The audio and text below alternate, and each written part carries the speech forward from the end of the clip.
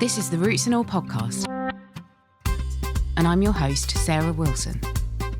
Join me as I talk about all aspects of gardening with some of the top horticulturists from around the world.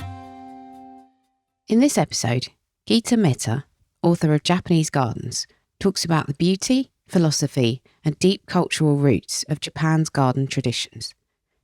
We delve into how these serene landscapes reflect harmony, mindfulness, and a unique dialogue between nature and design. I'm an architect, and I lived in Japan for 23 years and completely fell in love with Japan. And that's when I wrote 5 books about Japanese design, including the book on Japanese gardens. And now I live in New York. I teach at Columbia University, where I was also a student many years ago. And so always been deeply involved in design and love the gardens, and especially the Japanese gardens. So you've written a beautiful book about Japanese gardens and it is really lovely, and it's not just visually lovely, but it's very, very good at explaining the ideas behind Japanese garden design and behind the individual gardens. And what's interesting is that you've included a mixture of public and private spaces. And I wondered, is it quite unusual to see inside the private gardens? Because I felt quite privileged actually looking at some of those spaces in the book. Yes, it's actually very unusual. And we had to get special permission to see some of these gardens that are documented in the book. And also, I want to say that some of these gardens and spaces are being lost, So it was really precious to document these things for this book as well as my book on Japan style, because some of those wonderful, wonderful artworks in terms of architecture and garden design are in danger actually of being lost. So yes, it was very special to get permission and be able to visit the private gardens, yes. And you actually mentioned in the book about the kind of pressures on these spaces because they're often on prime property building locations, and also there's the expense involved in the upkeep of these spaces. Who kind of bears the brunt of this? I'm assuming it's the private property owners themselves. Yes. Those are the only kind of people who are able to actually maintain their gardens, because it's a very, very large expense. And so these are families that have been very wealthy families for a very long time. And then a lot of them hold on to these precious gardens because they are from their ancestors and they have family memories. So this is more than just a garden. They want to hold on to it and maintain it as respect to their ancestors. And yes, a huge amount of expense and really not that much public support, not that much government support. So yes, it's private gardens are privately maintained. Yes. Yeah, and I may be plucking this figure out the air, but I've got a feeling that you mentioned one of the homes is owned by somebody and they're the 12th generation that have lived in this house of the family. And that's just amazing. And kind of taking a long view, stepping back a bit, I wondered how long the gardening tradition dates back in Japan. That's a really good question, because you have to go back to pre-Buddhist Japan, from the time of animistic religion, nature worship, and ancestor worship. So there used to be sacred spots, and these sacred spots may not even have a building called a shrine, but they may be just sacred because they are in front of a spectacular mountain, or it's a certain tree or something that makes nature so spectacular, and it's a marker for that. So then there would be like these white pebbles around that, and that's how the tradition of Japanese garden started. And once Buddhism arrived, of course, just like architecture, culture, language, science, everything changed. And so the Japanese gardens also changed, but in a very special way. The influences were absorbed, but not completely took over the Shinto ideas. And so the Japanese gardens do often have influences that are Chinese or Korean, but also they maintain their really, I want to say, unbroken line of aesthetics from pre-Buddhist Japan. So yes, the traditions go out very, very long time ago. Yes. Yeah, and you mentioned the things like the gravel that I think most people, certainly in maybe the British gardening world, they think of those elements, those hard landscaping elements, as really key to Japanese garden design. But actually, aside from the symbolism that's associated with the hard landscaping elements, you mention in the book as well that some plants carry symbolism too. How common is the symbolism in the plants that arrive in these gardens? So, for example, pine trees. Pine trees are a symbol of vitality, of longevity, of beauty. Whereas bamboo, as you know, the kind that is very popular in Japan, it shoots out of the ground with great force and can actually damage something sitting on that, even an elephant, they say. There are no elephants in Japan, but that's how strong it is when it comes out. And then it grows like one notch every day. And so many boys in Japan have their name named after bamboo, and because it stands for vitality. And then cherry blossoms and plum blossoms stand for beauty. So combining these three is very symbolic in Japanese gardens and in Japanese ikebana traditions, the flower arrangement traditions, to show vitality, longevity, and then beauty and ephemeral qualities of those blossoms. So yes, a lot of symbolism. And the other thing that you speak about in the book is the sort of two main types of garden, and that is the gardens that you move through and the gardens that you view. I mean, is it safe to say that the gardens tend to fall into one of those two categories? Yes, there could be gardens that have elements that are just to view. So those are viewing gardens. And then the other kind of garden is a stroll garden where you actually enter the garden and you follow a path. And that usually is designed so that at every corner you turn, you might see something very special or beautiful. Or there might be you're walking on a stone path, and some stone may be so uneven that you're obliged to look down. And then when you look up, there will be like a lantern or a certain tree that they want you to see with fresh eyes. Mitate, it's called in Japanese, mitate. So that's the act of seeing things with fresh eyes. So yes, so there are viewing gardens and there are stroll gardens, but then they may have elements of either. And then large gardens may also include a dry rock garden as well as a stroll garden. So yes, very large gardens may do that. And also there's a garden that you talk about which has got I don't know if I'm pronouncing this right, but a doma, which is kind of like a inter-house and garden space. And that really fascinated me. How common are they? Yes. So, there's a saying in Japan that's like counterintuitive. The saying is that you can live anywhere in the winter, but the house should be designed for summer. It's counterintuitive because parts of Japan get a lot of snow, like in Japanese Alps.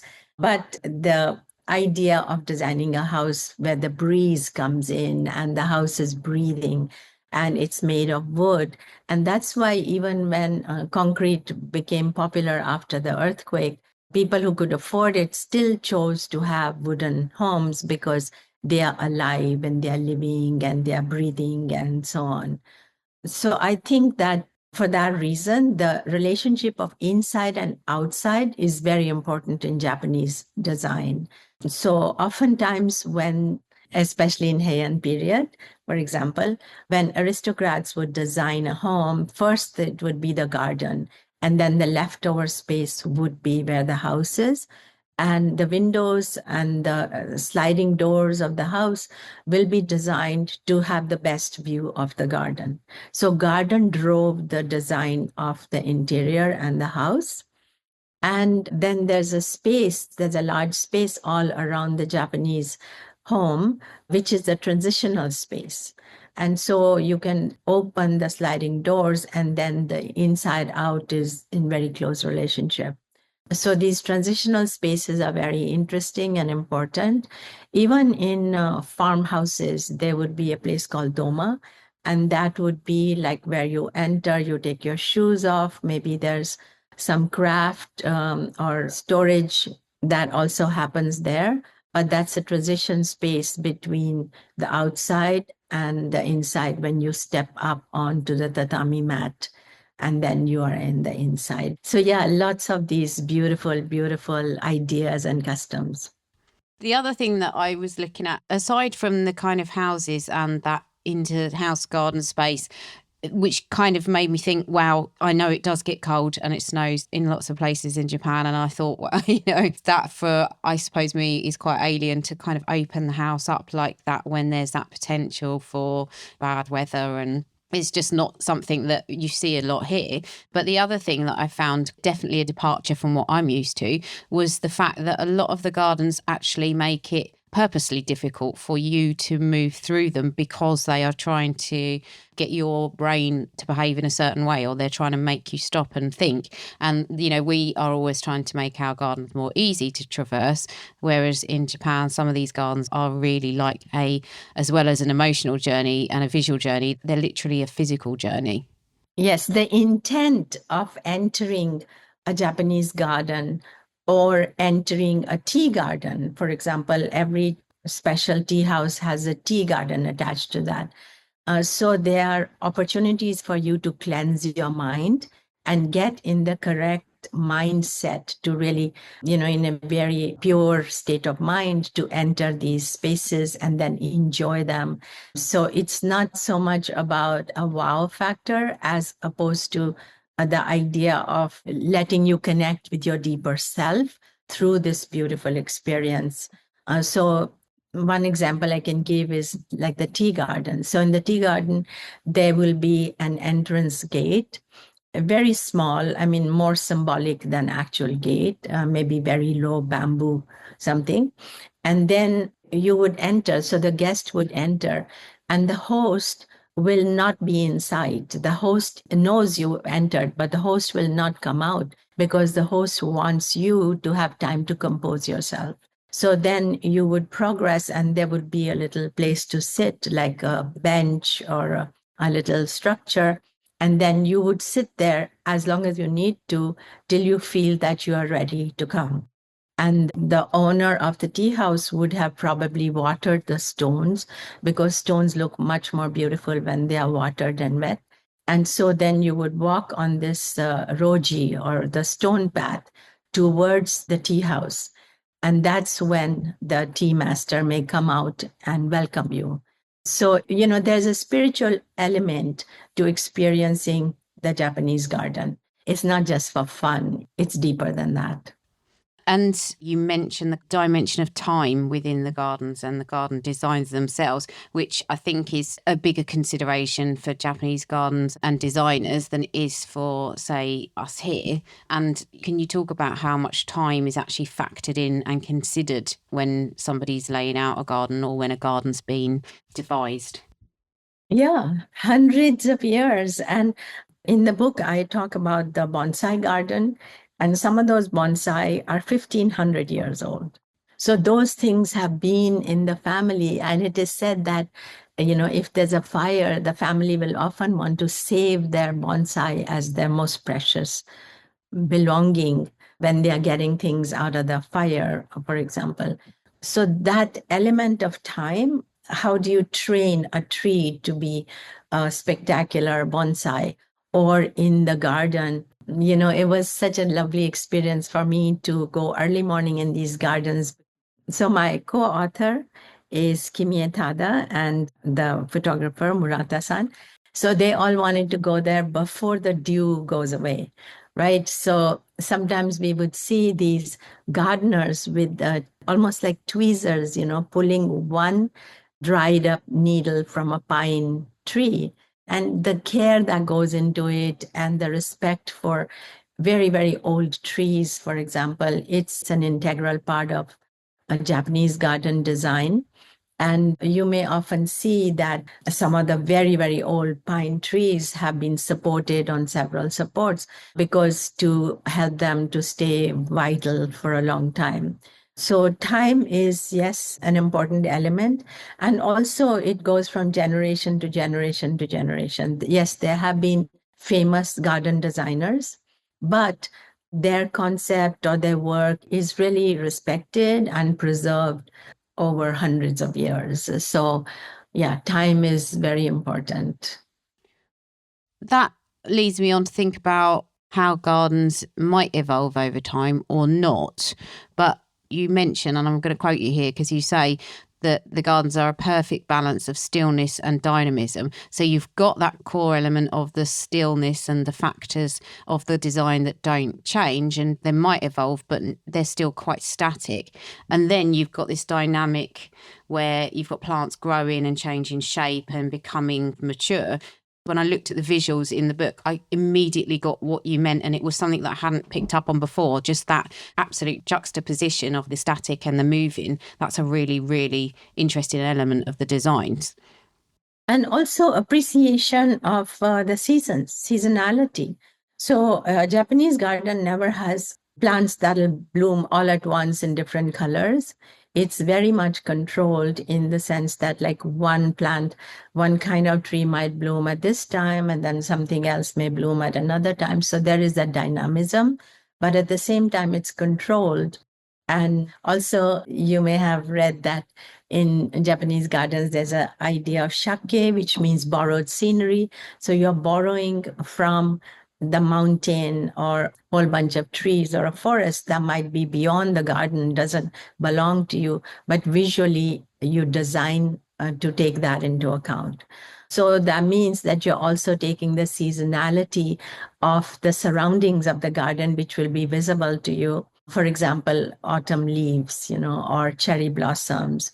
And the other really interesting thing is that you edit out what you don't want to see. So there might be a wall just high enough to edit out what you don't want to see, but then in another location, taking advantage of the scenery beyond the garden. So always there is this idea of the near, what's close by, what is in the middle, and what is far, and everything is sort of included in design. And the idea of things changing, of course, is very central to Buddhist and Japanese ideas. So, yes, it's understood that things will change, but the essence and the memory of the design continues for a very long time.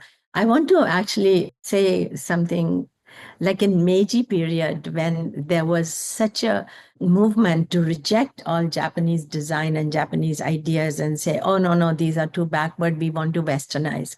So there was almost like this idea of uncompromised westernization that the government, Meiji government, was pushing, that people going to government events had to dress in Western clothes, and all the army, everybody now had Western clothes. So at that time, actually, they destroyed some of the beautiful Japanese gardens and instead made Western style parks. So that was like a strange period in Japanese history. But some of them actually then got reverted back to their original design, but some didn't. And I think a lot of people who are coming from the sort of Western style of gardening may, if they're very, very lucky, have a kind of once in a lifetime trip to Japan. But, and I'm going to ask you an impossible question now, because I know it's a vast place and there is so much to see. But bearing in mind that a lot of people may only make it there once, if at all, would you say that there's a particular region or a particular garden even that you would say, if you can see one or you can see some, these are the ones to pick? Yeah, I would say if you can only go to one place and see gardens, then go to Kyoto. Because in Kyoto, you will be able to see temple gardens, you will be able to see public gardens, and the whole city actually has that mood, shall I say, of a Japanese garden. So they are cherry blossom lined trees. Yes, if you can, go in the cherry blossom season, which is a bit of a gamble because they tell you the date when it's going to bloom in a certain year, but sometimes that date changes depending on weather.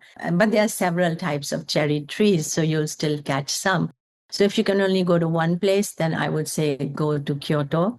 In Kyoto, you will be able to see the Ryoanji, which is like the world famous rock garden. You will be able to enjoy many different kinds of gardens. But I also want to tell people, for example, there are Japanese gardens in so many places. In Holland Park in London, there's a beautiful, beautiful Japanese garden.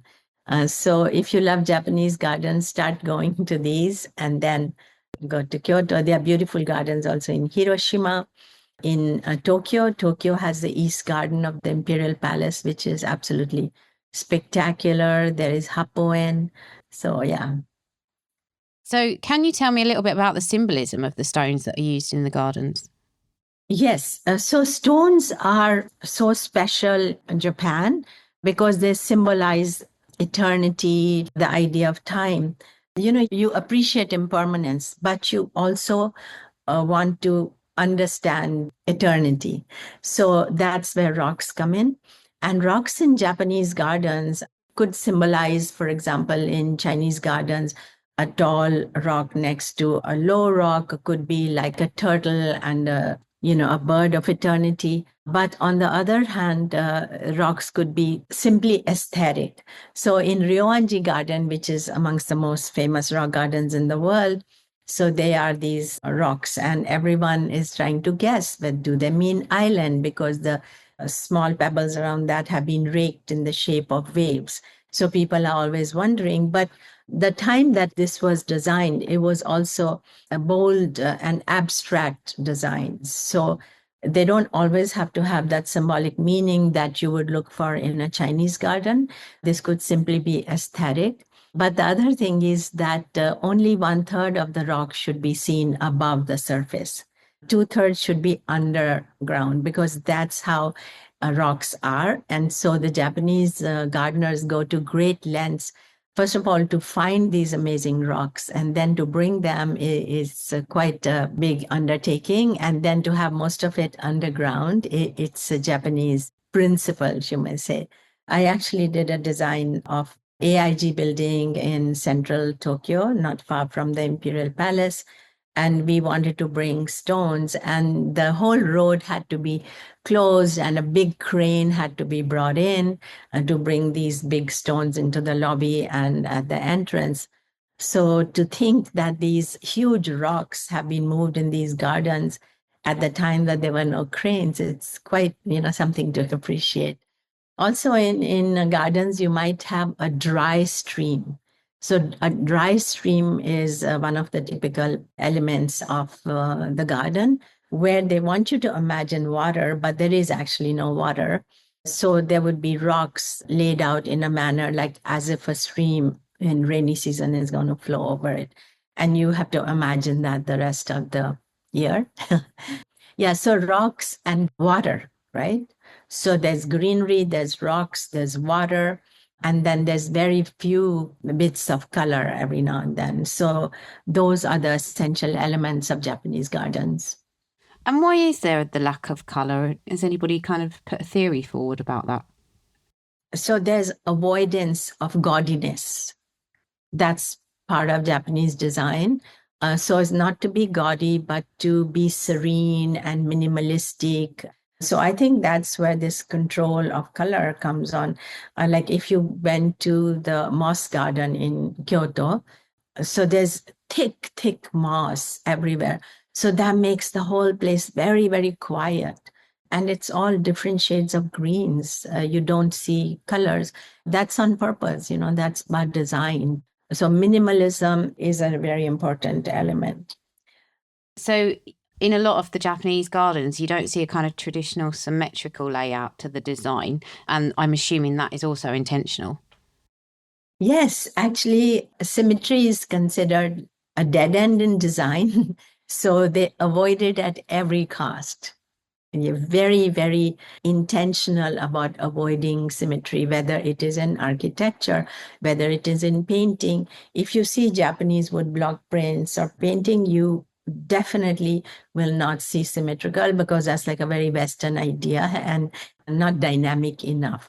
So there's usually a huge diagonal in Japanese paintings, which then makes it impossible to make a symmetrical design. So the Western gardens are really all laid out symmetrically, but Japanese gardens avoid that because the idea is that we are mimicking and appreciating and emulating nature.